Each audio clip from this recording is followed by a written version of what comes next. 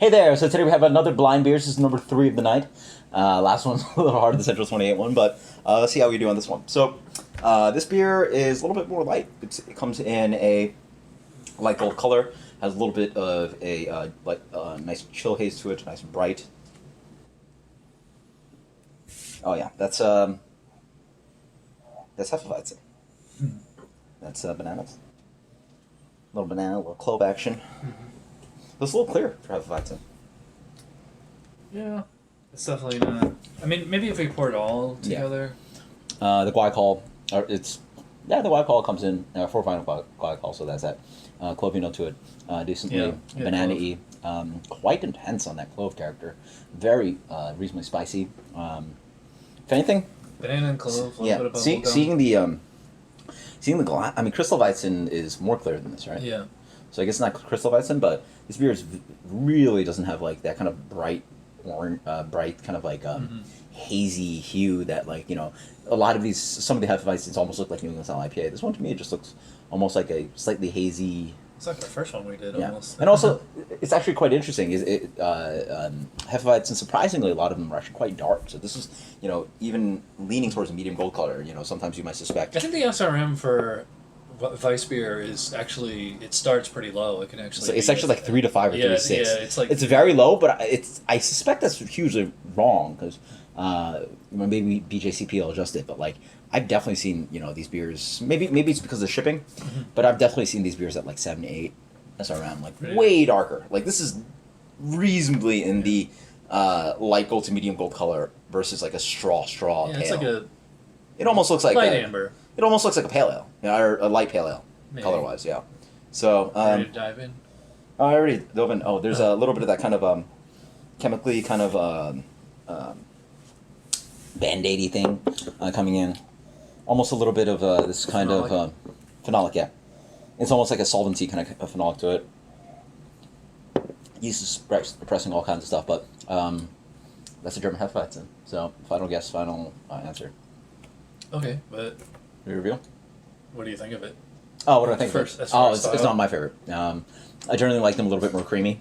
Then again, that could be perception of the beer. You know, hazier beers will come off. I will say, creamier to you. Yeah, this mouthfeel. I've had this beer that we're drinking many times before. In fact, I think I actually scored It's actually a quite 50 watery. out of 50. Oh, really? It was like 2 or 3 years ago. It's very. It's a little light body for the style, and it's very phenolic. I generally like a little bit more banana-y, runty. Yeah, you can kind of taste the kind of spice. And then also that wheat feel to it is almost like the mouth feels a little lacking. Yeah. So. So the carbonation. I prefer a little bit more banana and also, but just the wheat sort of comes in and it has that like flavor to it. This one sort of lacks that body and also the taste of wheat. This for me gets a.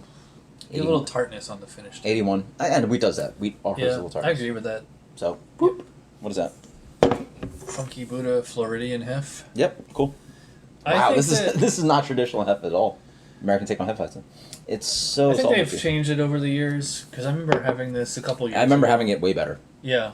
I definitely remember enjoying it. This way was more. Canned June 18th. Definitely something happened in the yeast. It's not super. It's not that estery and just really rides on those like weird solvency kind of flavors, which you shouldn't be at. It should be ideally clove instead of like leaning towards that. So they might be stressing at their yeast out a little bit, and instead of getting the esters, you're getting the phenols on the back end. The wheat is also just not as. I mean, it's light, so it's almost like a in between the Hefeweizen and Crystal Weizen because it really doesn't pack as much wheat. At one point, this was on par with the German stuff for me, but now it's very clearly.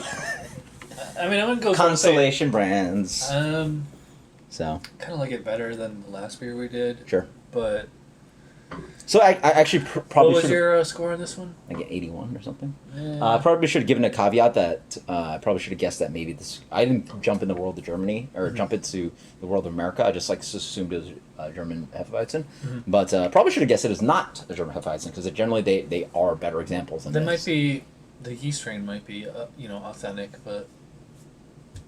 No, but might not be. if I did a better job, I might have been able to pick through that this is an American take on Hefeweizen, not a German Hefeweizen. But I didn't give you that detail. I just guessed it was Hefeweizen. I think I'm pretty close, or at least correct. Actually, I mean, low 80s, okay. Yeah. So BJCP, I'm gonna say probably. Well, actually, 2 spec. It's probably mid-30s ish. Mid-30s isn't that high? Well, 50's the highest, so. Yeah. But even brewers would be excited to give a 40 out of 50 or get out of their score a 40 out of 50. Most commercial beer ideally should score at least a 40. Yes. But yeah. So like a low 30s. I'd probably put it about 33, 35. Sure. But like I said, I gave this a 50. Yeah. Like 2 or 3 But this gets all years the points off for it gets multiple points off for visual, multiple points off for aroma, multiple points off for I'd probably go 2 flavor.